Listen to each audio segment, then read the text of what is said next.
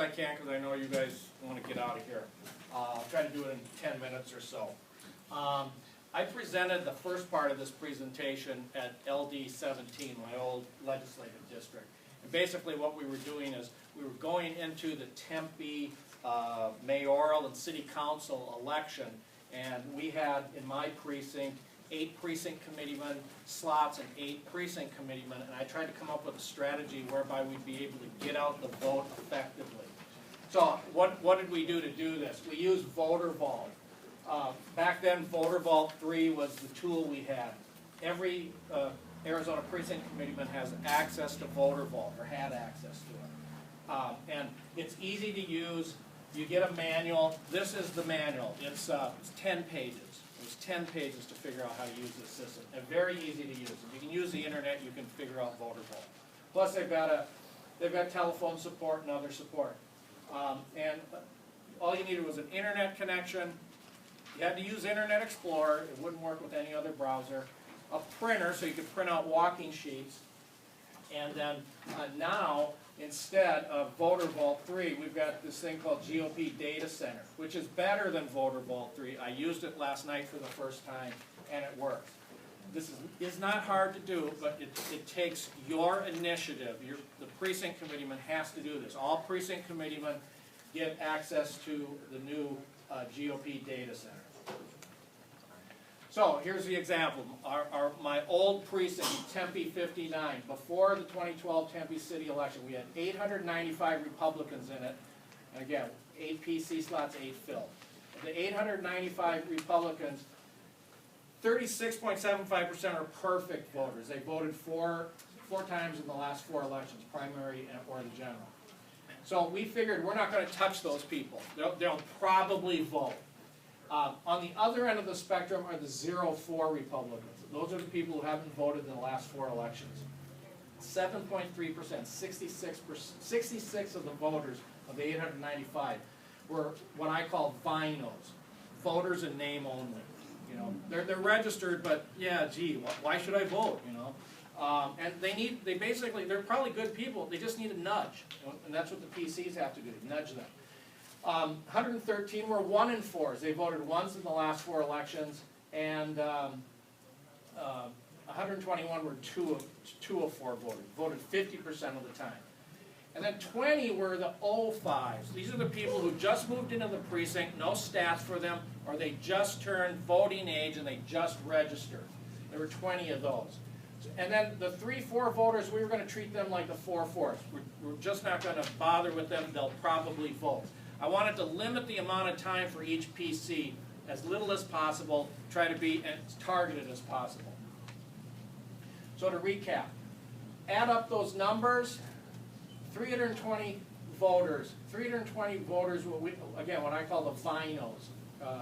They're voters in name only. And we had 8 PCs to nudge or touch them. So that's 40 voters per PC.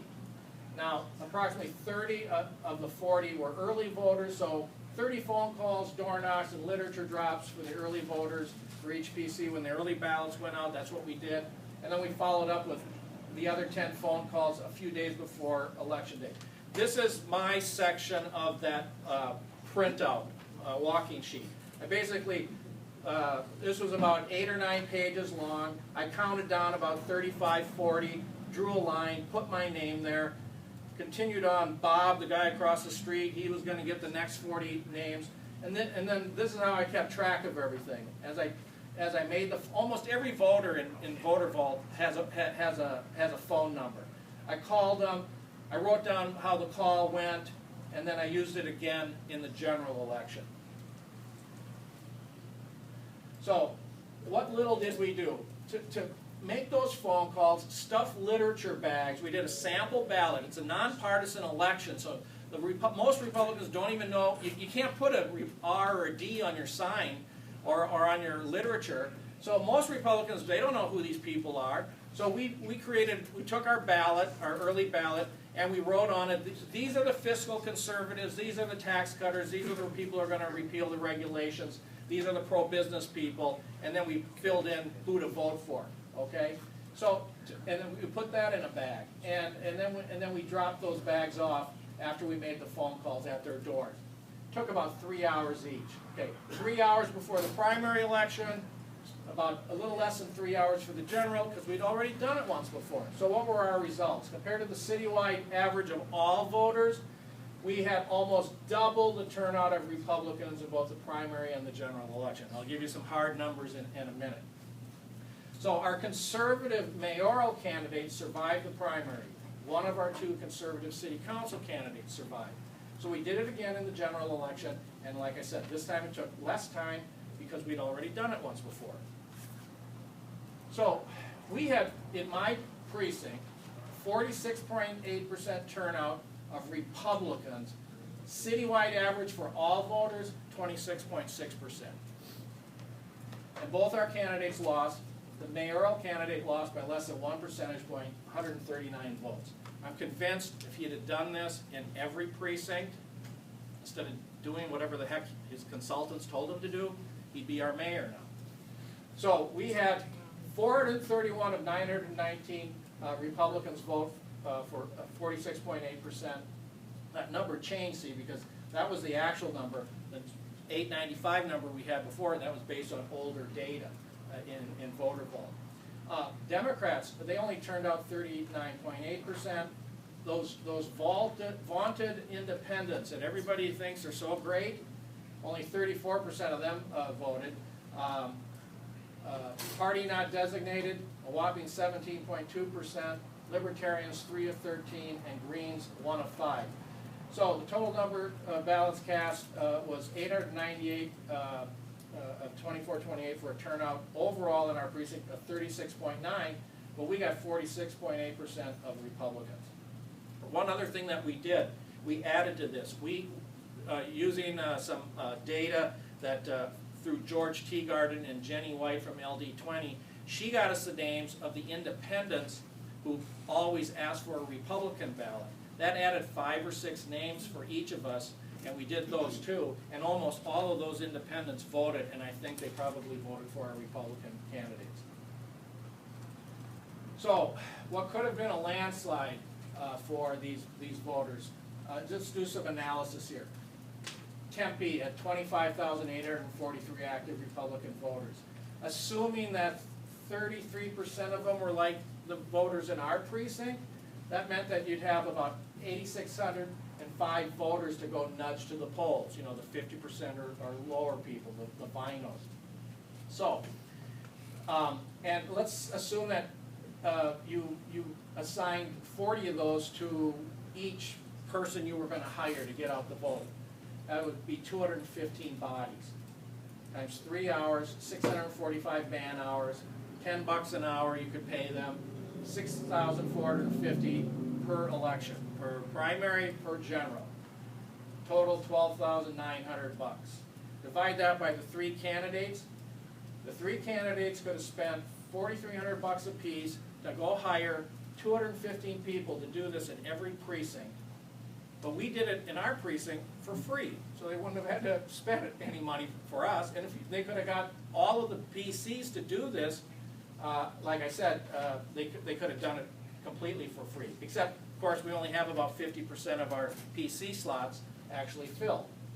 So I've been told that one of the candidates spent well over 100,000 bucks on get out the vote and then lost. And I think actually that number is much higher, but I don't have any verification from that.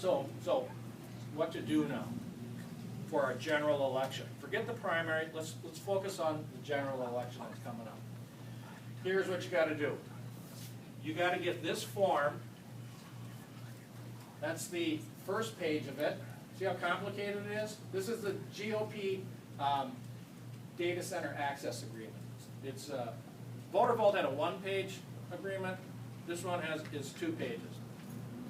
The gray, blue areas, that's what you have to fill in on the first page. That's what you have to fill in on the second page.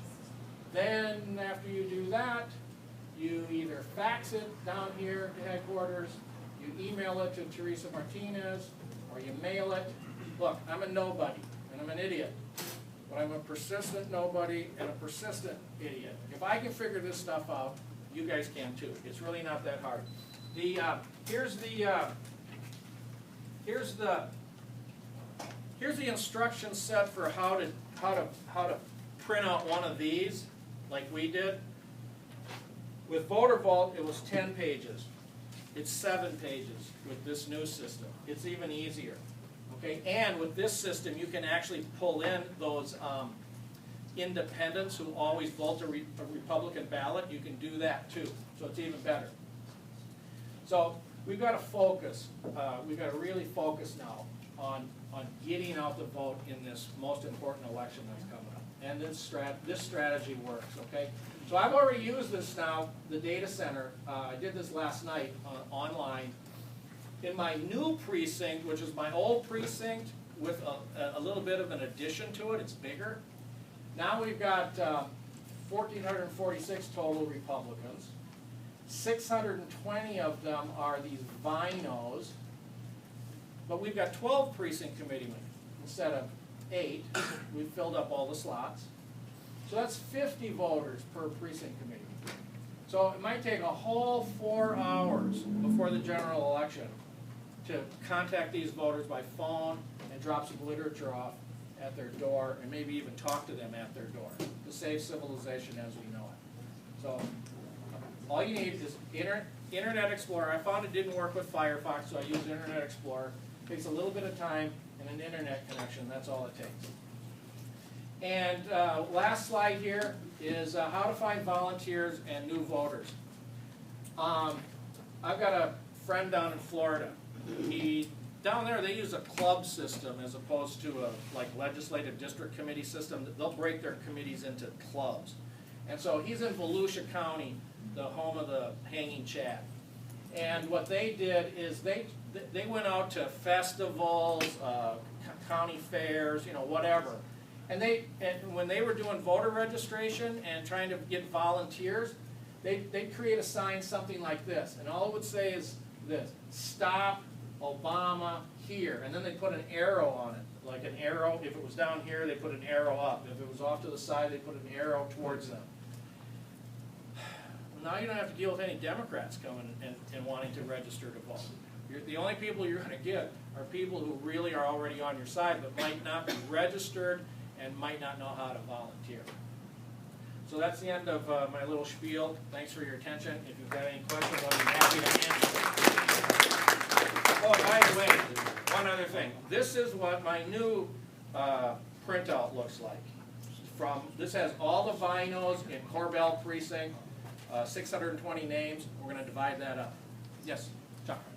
That is not a walking list format anymore, correct? Yeah, there's all different sorts of ways you can print it out on Data Center. And this is something that's accurate right up to right now, because 2 weeks ago I talked I don't know to her about that. and she said that it is not a walking list of the traditional way of going up the street one way, coming around and come back. No, you can do it. You can do it that way. I mean, That's true. that's what it showed on there. Have you seen the screen? No. Well, I have, and that was one of the options.